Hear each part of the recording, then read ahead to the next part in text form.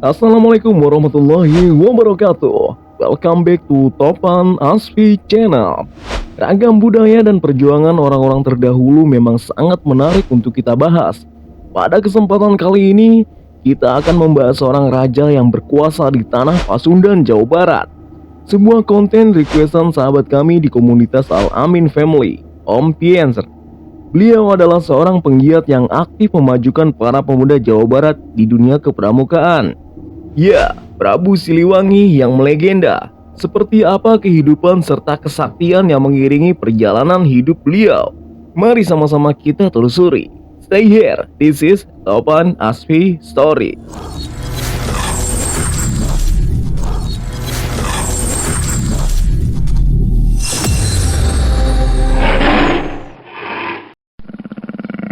Prabu Siliwangi merupakan nama gelar karena masyarakat Jawa Barat pada umumnya sungkan untuk langsung menyebut nama sang tokoh.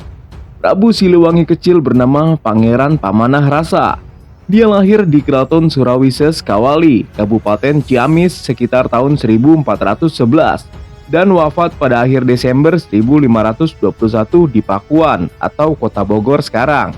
Ia bertahta sebagai Raja Sunda Galuh atau Pakuan Pajajaran selama 39 tahun, yaitu mulai tahun 1482 hingga 1521, berkedudukan di Pakuan atau Bogor, demikian dilansir dalam laman NU.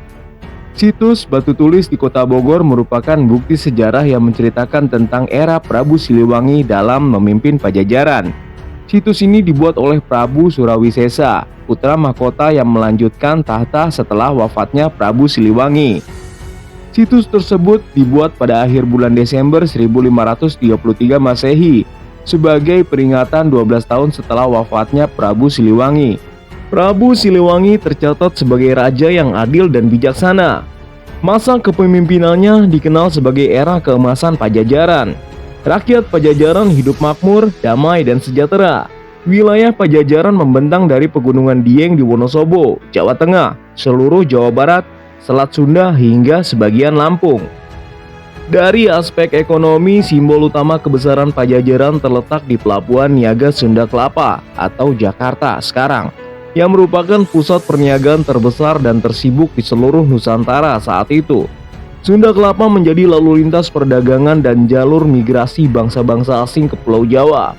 Selain itu, Pajajaran juga memiliki pelabuhan-pelabuhan lain di Pantura, Jawa Barat, yaitu Banten, Muara Cisadane, Karawang, Muara Cimanuk, dan Cirebon. Menurut catatan Tom Pires, seorang penjelajah asal Portugis yang bersama 4 buah kapal dagang Portugis singgah di Pajajaran tahun 1513, Kerajaan Sunda Pajajaran adalah negeri para ksatria dan pahlawan laut, sehingga para pelautnya telah mampu berlayar ke berbagai negara mancanegara hingga ke Kepulauan Maladewa di Sri Lanka. Dalam catatan Tom Pires, Prabu Siliwangi, para pemangku, dan warga Pajajaran adalah orang-orang yang jujur, ramah, dan sopan. The Kingdom of Sunda is justly governed. Prabu Siliwangi adalah seorang maharaja Sunda yang adil dan bijaksana dalam memerintah segenap rakyat kerajaannya. Prabu Siliwangi yang juga dikenal sebagai Prabu Dewanta Prana Sri Baduga Maharaja merupakan sosok yang memimpin kerajaan Pajajaran.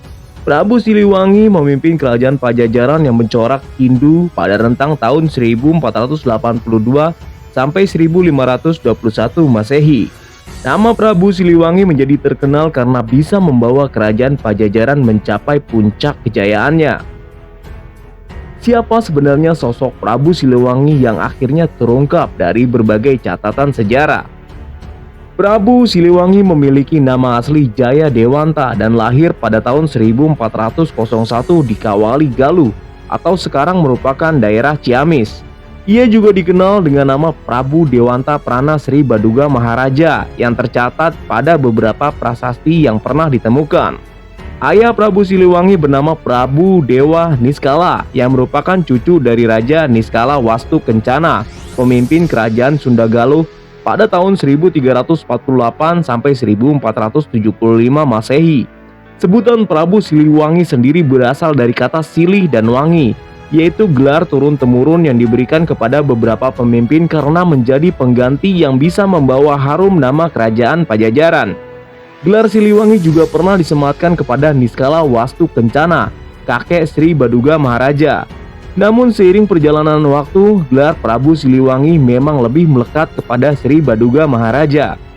Dalam prasasti batu tulis, Prabu Siliwangi dinobatkan sebagai Raja Kerajaan Sunda dan juga sebagai Raja Kerajaan Galuh.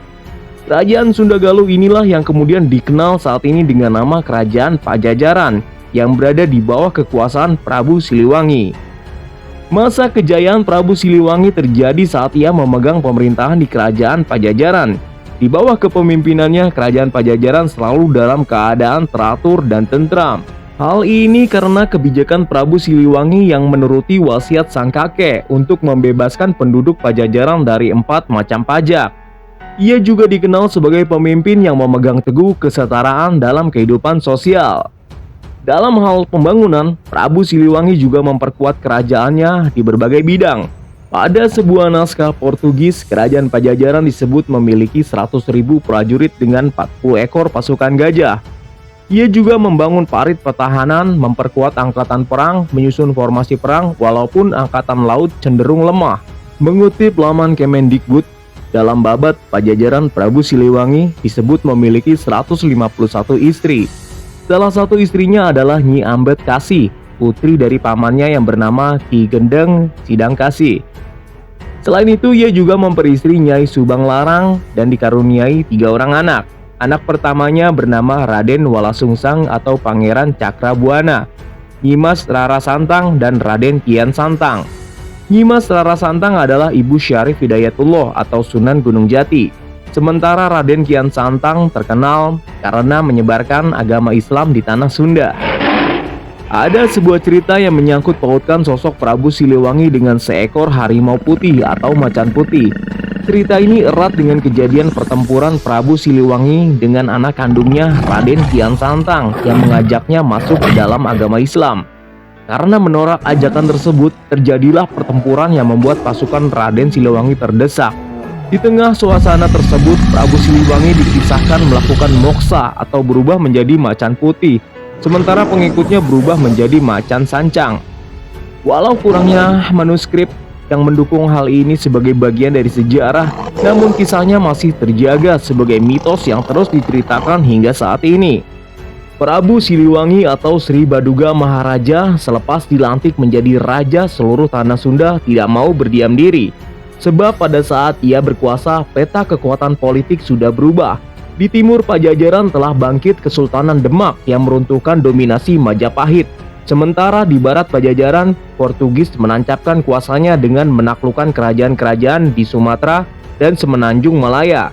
Maka mau tidak mau, Prabu Siliwangi harus membangun kekuatan Pajajaran dalam segala lini, baik dalam bidang pertahanan, ekonomi, militer, maupun hubungan internasional.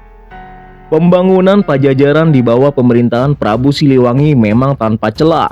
Sebab dalam bidang pertahanan, ekonomi, militer, dan hubungan internasional semaksimal mungkin sudah ia lakukan.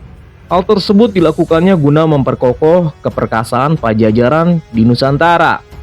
Meskipun begitu, di perbatasan wilayah timur kekuasaannya, Prabu Siliwangi menghadapi masalah. Prabu Siliwangi gagal membangun hubungan internasional dengan Demak. Hal tersebut dikarenakan pada zaman bokapnya, pemerintah Prabu Dewa Niskala, Sunda secara terang-terangan memihak Majapahit yang kala itu sedang berperang dengan Demak. Sunda kala itu banyak menampung dan memberikan suaka pada pelarian orang-orang Majapahit. Di lain pihak, para penguasa di wilayah timur Pajajaran yang berbatasan dengan wilayah kekuasaan Demak tidak begitu suka dengan sosok Prabu Siliwangi.